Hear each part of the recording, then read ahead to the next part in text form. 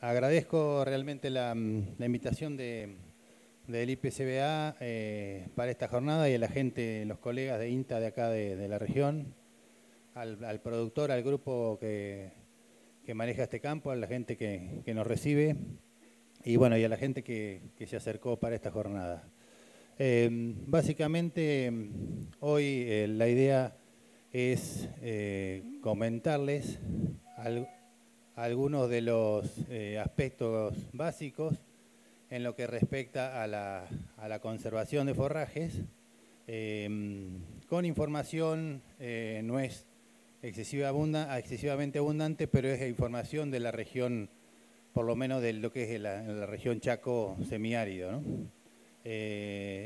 Todo el tema de conservación es un tema realmente crítico en los sistemas, sobre todo en los sistemas subtropicales, donde las pasturas, como mencionó el productor hoy cuando arrancó en su disertación, son realmente, estas pasturas megatérmicas son realmente la llave de este negocio y en cuanto a producción, porque si no hay producción de forraje por este tipo de pasturas, es prácticamente insostenible la productividad ganadera, ¿no? Y en congruencia con eso surge que estas pasturas, lo que necesitamos es optimizar el manejo, no solo la producción, sino también el manejo y la utilización de las mismas. Entonces vamos a ver primero qué impacto pueden tener las reservas en los sistemas regionales y después lo que es el ABC, haciendo referencia al título, que el ABC es producción, el punto A sería producción y calidad de forraje para lo que son reservas. Un particular hincapié en lo que son pérdidas y cómo estas pérdidas pueden influir en los costos finales una vez que confeccionamos las reservas, y el uso o el manejo del uso o a qué tipo de categorías podemos dirigir el uso de estas reservas forrajeras. Y finalmente unos comentarios finales para cerrar. En lo que respecta a la producción de forraje, bueno, es bien sabido por toda la gente de la región el gran potencial que tienen las pasturas megatérmicas acá, acá y de acá hacia el norte, ¿no? En toda la región NOA, tanto básicamente lo que es pánico máximo, el gatón, y otras especies. Ese es, digamos, el punto positivo y muy interesante, no obstante como cualquier especie, pero en estas especies con mayormente marcadas, existe una estacionalidad en la producción. Momentos de gran explosión de producción, como ustedes no sé si pueden ver acá, en esta curva, para Gatton, trabajos hechos por De León de hace tiempo, donde se generan altas concentraciones de producción en periodos muy cortos, lo cual es muy difícilmente aprovechado con solo pastoreo o con carga animal. Entonces la generación de excedentes es sustancialmente más probable que en sistemas templados.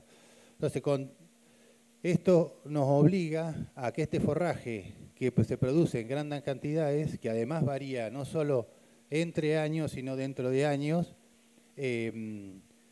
no solo por las especies, sino básicamente por el ambiente, que es un ambiente muy variable en producción, tratar de capitalizar con las reservas forrajeras toda esa producción y de nutrientes básicamente acumulados por las pasturas y transferirlos en carne. Esto es uno de los desafíos que me gustaría que vayamos viendo a través de la charla. Lo mismo sucede para otras especies, pero básicamente el gatón, que es la más difundida y la más utilizada en la región, es justamente la que más se concentra en cuanto a los picos de producción. Entonces, es crítico tener en cuenta esto y las posibilidades de que poder capitalizar el beneficio de tener estas producciones tan elevadas, ¿no? Sobre todo cuando vienen los años húmedos. Años secos, obviamente, estamos en condiciones como planteaba el productor recién, o sea, las regiones estas, yo soy del sur de la provincia de Buenos Aires. Cuando me vine para el norte, había cosas que para uno le parecían increíbles, de ignorante, donde años donde no llueve, y no hay pasto y hay que salir con las vacas, que en muchas regiones del país no se da, no en todas. Pero aquí se da. Y entonces las reservas forrajeras y la capitalización de los años buenos juegan un rol muy importante al momento de evaluar el negocio, ¿no?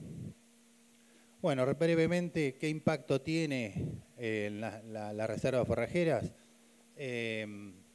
Básicamente en cantidad, tratar de juntar esa cantidad de forraje que nos permita mantener una carga determinada en el establecimiento o incrementar la carga, o sea, mejorando la eficiencia de utilización del forraje producido. Obviamente tenemos más comida, podemos tener más vaca. Y otro impacto importante es sobre la calidad de la dieta en general a través del año de cualquier sistema que estemos hablando, desde la cría hasta la recría, hasta el engorde, lo que fuere, poder con este tipo con las reservas forrajeras mejorar la eficiencia de utilización de las pasturas.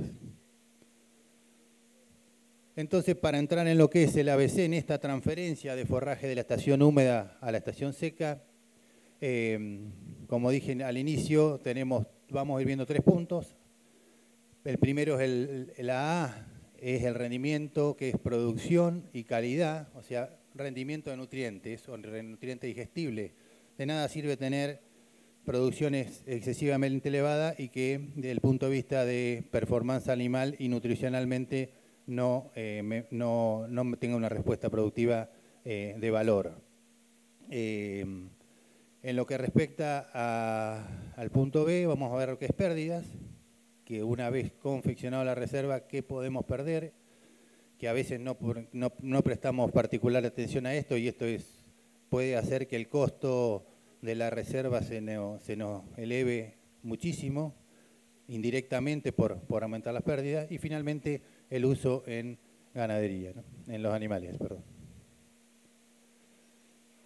Bueno, vamos a ver tipo de reserva, el diferido, que sería el tipo de reserva más comúnmente difundido, que se usa, se va a seguir haciendo, siempre se hace, siempre comemos forraje diferido, al invierno o al verano, pero siempre comemos en diferido. En el invierno, particularmente donde vamos a enfocar ahora, cosas muy básicas, que ya muchos de ustedes lo conocen, y lo comprobamos por lo menos con mediciones en las experimentales, en campos experimentales, tanto de la región de acá, datos de la región de acá como la región nuestra en Santiago, que el diferimiento de forraje, cómo uno puede manejarse de alguna forma para que ese diferimiento tenga la mejor calidad posible, ¿no? Básicamente lo que es diferimiento en pie, cuando uno difiere el forraje de los crecimientos de primavera, verano temprano o primero hasta diciembre, enero, normalmente los diferimientos de los crecimientos, o sea, diferimiento estoy hablando clausurar un lote y dejarlo hacia el invierno, ¿no?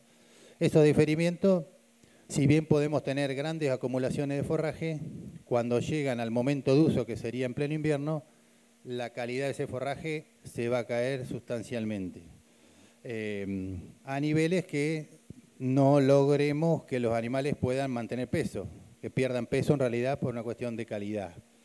Entonces, normalmente cuando estamos pensando en estrategias de diferimiento, tenemos que pensar en los crecimientos que se dan desde enero, febrero en adelante. O sea, tratar en lo posible diferir mediante forrajes conservados, o sea, henos, silajes, los crecimientos excedentes, de primavera-verano, y lo que si quiero diferir, porque de algún modo el diferimiento en pie tiene un costo menor, obviamente, no hay que invertir, no un costo económico, pero también financieramente nos genera menos erogación financiera en determinado momento. Entonces, conviene tratar de hacer los diferimientos de los crecimientos más tardíos, de los excedentes, los crecimientos más tardíos. Acá, no sé si alcanzan a ver, es trabajo para Baffel que hicimos en Santiago, según la edad del diferimiento, o sea, si empiezo a diferir en noviembre, si empiezo a diferir en diciembre, o si empiezo a diferir en enero o en febrero. Y bueno, esto es el contenido de proteína en el eje vertical y acá son los días. Entonces los diferimientos realizados desde enero, en febrero en adelante, lo que nos dieron que niveles de proteína de cercanos a lo que puede dar muchas veces un heno. No igual, pero cercano. Niveles de proteína de 7 o 8% de proteína en Buffel, en Gatton también nos da similar. Entonces estamos teniendo un diferido con un buen nivel nutricional para el invierno. ¿Eso qué quiere decir? Gastar menos suplementación, o sea, tiene un impacto directo económico, ¿no? Bueno, vamos a entrar ahora a lo que es reservas o forraje, yo lo llamo con forrajes conservados en realidad, donde hay cosecha mecánica del forraje. Y bueno, y aquí hay varias etapas que todos la conocen y cada una lamentablemente nos puede dar los pesos para arriba o los pesos para abajo, ¿no? Y cada una tiene ineficiencia, como cualquier cosa que se hace biológicamente y mecánicamente, ineficiencia. Entonces arrancamos de primero, uno de los primeros puntos a tener en cuenta va a ser lo que es la producción de forraje, la cantidad por calidad producido que voy a cosechar, cuánto voy a cosechar. Es como si hago un maíz para cosecha, cuando el rinde obviamente que influye sobre el costo de ese producto. La eficiencia en cosecha, ya sea de picado o de nificado, el almacenamiento, qué pérdidas puedo tener, y luego el uso. También acá tenemos ineficiencias y bueno, finalmente la transformación en carne, ¿no? Entonces acá entra una de las cuestiones que no son fáciles de decidir para el productor, porque como dijo inicialmente el productor, los años son muy variantes, muy variables y sobre todo en estas regiones, pero en lo posible, o cuando se dan condiciones como han sido este año en todo lo que es el NOA, los crecimientos de las pasturas fueron espectaculares, el forraje se mantiene verde, la calidad del forraje se mantiene bien. Siempre tratar de elegir en dónde voy a apuntar los cañones, qué forraje voy a cosechar, no elegir cualquier cosa. Entonces, ¿qué conservo, qué cosecho? Fíjense, estos son relevamientos de henos, de rollos.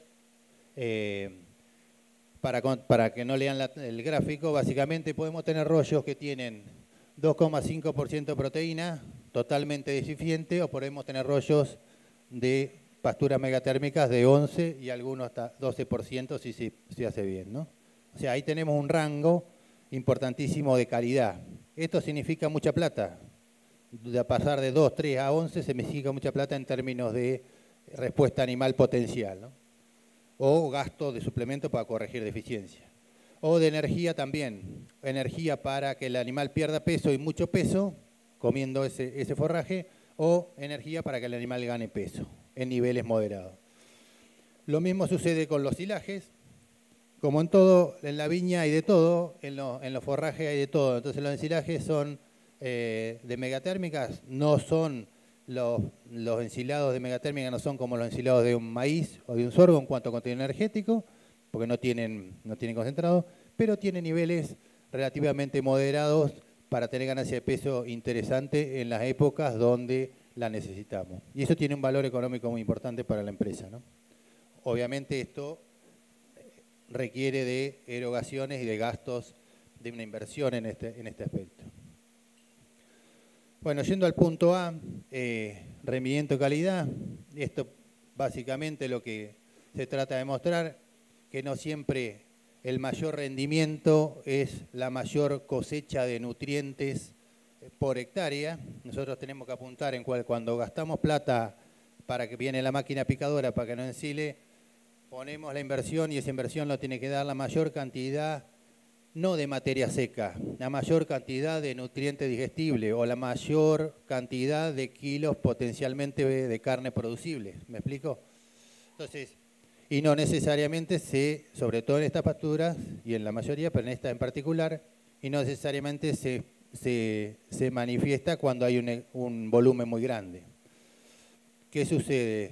El valor se encuentra en rebrotes de edades intermedias, 40, 60, 50 días dependiendo del año.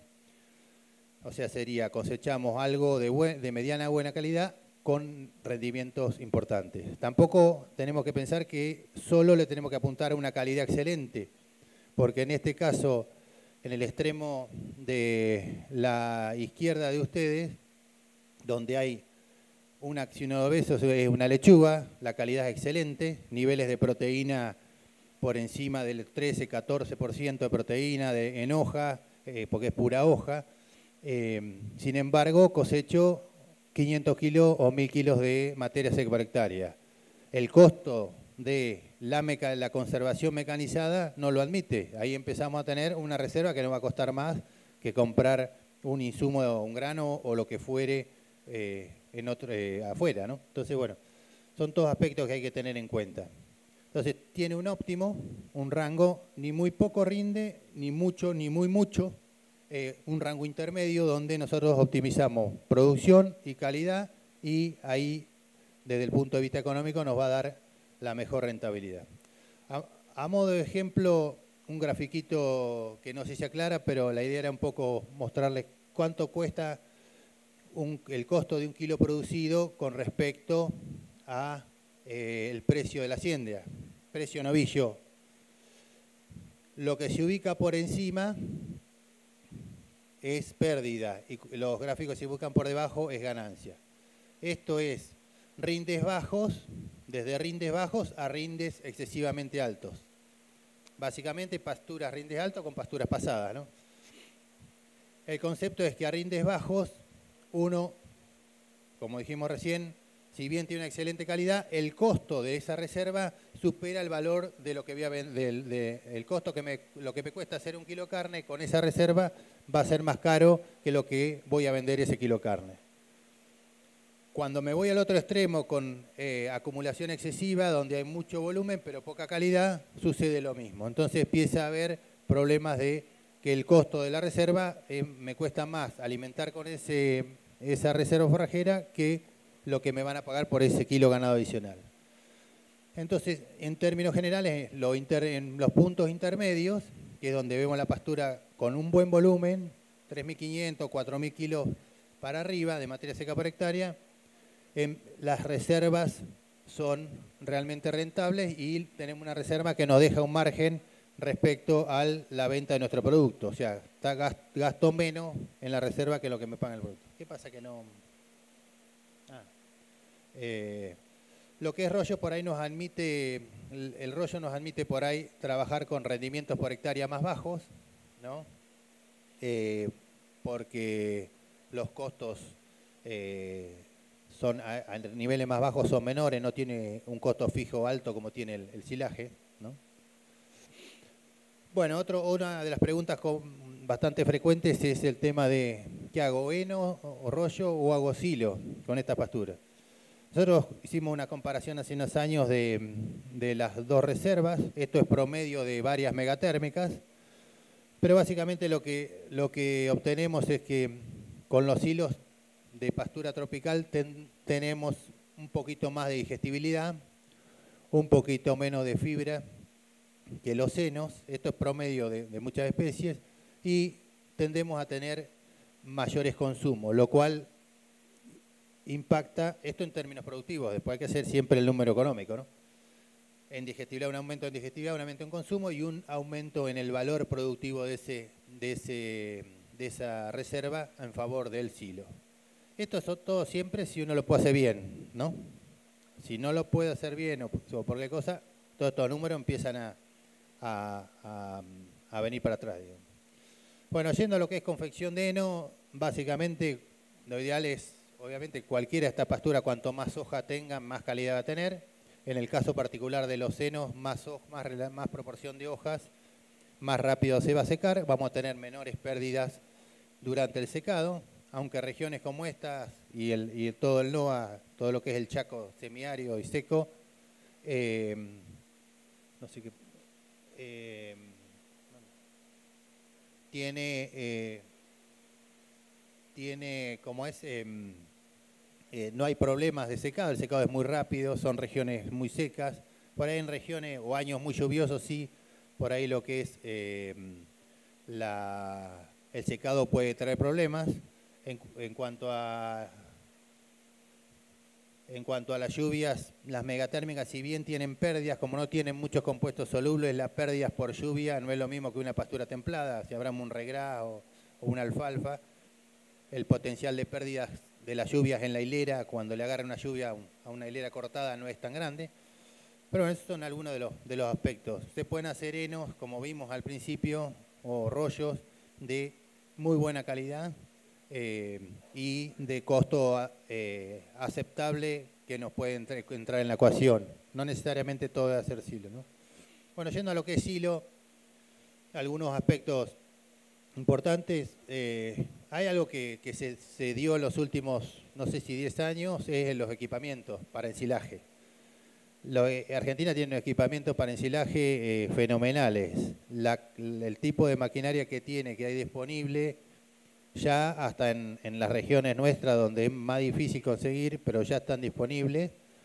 Lo hablábamos ayer con Marcelo de León, o sea, los equipamientos que tenemos disponibles, prácticamente esas máquinas uno le regula todo, entonces puede hacer una confección, en el primer paso, digamos, una confección de una reserva, un procesado, perdón, de ese forraje, que impensado lo que era hace 40 años, digamos, cuando 50 con los picados gruesos, hoy se regula todo y hay una tecnología que está disponible.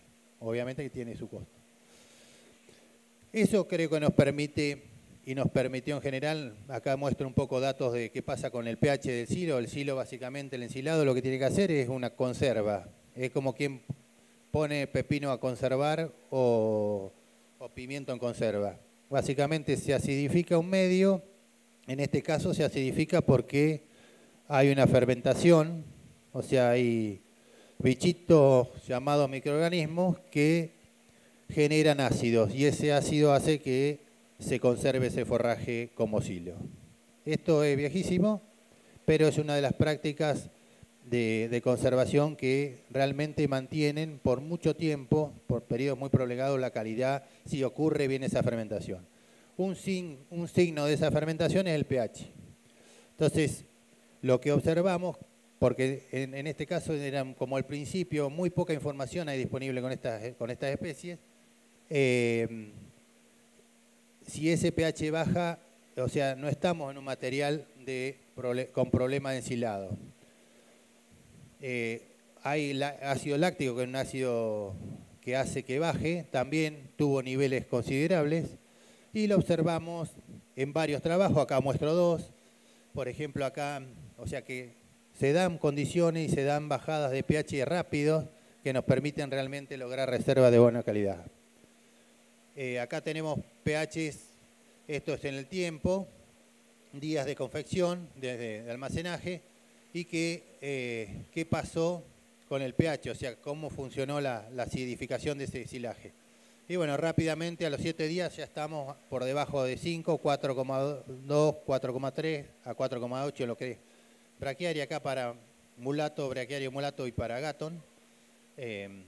O sea, las condiciones se dan condiciones como para un buen ensilado. Uno de los problemas que tienen, que normalmente cuando la calidad de estos forrajes es la óptima y el rendimiento, es el contenido de agua, o el alto contenido de agua o el bajo contenido de materia seca. Básicamente estamos hablando de niveles de 20% de materia seca a 28, 30, como mucho, ¿no?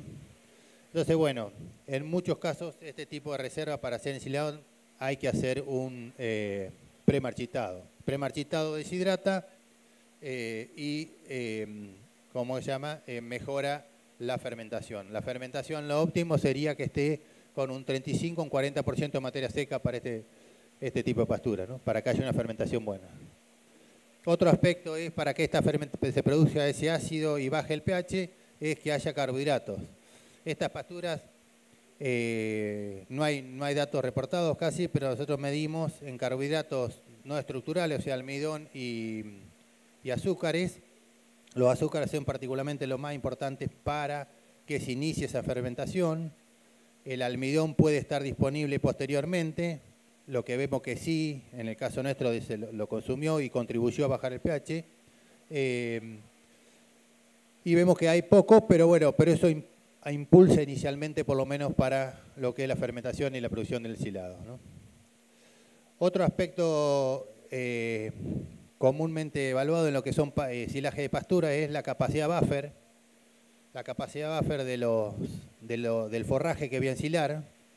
Para que tengan una idea, la alfalfa es uno de los forrajes que se ensila, pero es de alta capacidad buffer. Capacidad buffer que dice que cuando empieza la fermentación no permite que se ponga ácido ese medio, que se acidifique, que haya acidez en el medio, que por más que se fermente no deje que baje el pH. Al no bajar el pH, al no estar ácido, la conservación de ese forraje no es adecuada, ¿no? Se generan un montón de problemas. Medimos capacidad buffer ya de varios años, venimos midiendo y vemos que no es tan alta, depende mucho del contenido de agua más que todo, es muy estrictamente asociado al contenido de agua. Entonces, donde secamos un poquito, la capacidad de buffer baja. Por ejemplo, vemos pasar de capacidad de buffer a 1/3 cuando se la desmarchita de lo que era inicialmente, ¿no?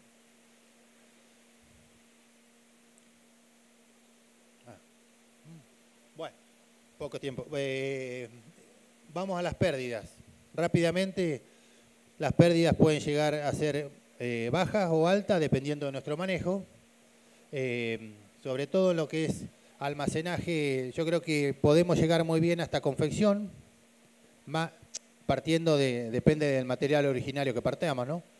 Pero bueno, posteriormente no cuidamos en general, y lo veo porque ahora voy a mostrar fotos, qué pasa con tanto el almacenamiento como la distribución. Hay que tener mucho cuidado en el almacenamiento, tratar de cuidar determinadas cosas, podemos llegar a tener pérdida un 40%. Esto significa que me está aumentando el costo de la alimentación un 40%, un 30 y pico, 40%, ¿está? Poner los rollos bien apilados, etc. En cuanto a dar de comer, es otro tema. Con aro o sin aro, todavía hay gente que no usa el aro, no es solo acá, sino en muchas partes. El aro mejora mucho la eficiencia, o sea, tenemos pérdidas, cuando doy de comer de un 5%, puedo tener pérdidas de un 30%. Nosotros medimos, depende también de la pastura, el heno de Gatton, bastante malo, llegamos a tener pérdidas medidas, hablábamos ayer, en un experimento de hasta un 30 y pico % de pérdida. Eso aumenta el costo de ese alimento. Bueno, básicamente hacer hincapié en todas estas cosas. En silos también, bueno, básicamente los bolsas tienden a tener un poco menos de pérdidas. Y en cuanto al suministro, rápidamente, bueno, cuestiones que ya muchos de ustedes utilizan. Tenemos el autoconsumo y el comedo, ambos dos son sistemas de alimentación, ambos pueden ser muy buenos o muy malos, y aquí está un poco en cómo manejamos este uso. Fíjense este silo autoconsumo, ¿no? Este silo, si le costaba por tonelada de materia seca de alimento, le cortaba 10 pesos, con este le va a costar, la tonelada le costaba 1.000 pesos, con este silo, con las pérdidas que hay acá, posiblemente se le va a costar 2.000 pesos, o sea, le va a salir lo mismo que un maíz o ¿se entiende? O sea, un poco la idea es que tomar conciencia de la importancia de las pérdidas. Obviamente que este es un caso extremo, ¿no? Pero cada puntito que achiquemos ahí va a ser el negocio donde pusimos plata, un montón de inversión en hacer una reserva de alto costo, ¿no? Yendo a la utilización rápidamente, bueno, estos son forrajes de mediana calidad, no son tanto los henos bien hechos como los silajes bien hechos. No es un silaje altamente energético o de buen contenido energético como puede ser el maíz, el silo de maíz, pero son forrajes para suplementar cría en determinada etapa o dar de comer en cría en determinada etapa, en recrías, para hacer recrías a corral con alguna corrección, y en engordes también como fuente de fibra, etcétera, ¿no? Básicamente va a haber que corregir en muchos casos, dependiendo de la categoría, sobre todo en lo que son recrías, o el nivel de proteína, seguramente. Y cuando hablamos de engorde, energía, mediante el aporte de... Y bueno, después al momento de ver, analizar qué reservas tengo en el campo y qué calidades tengo.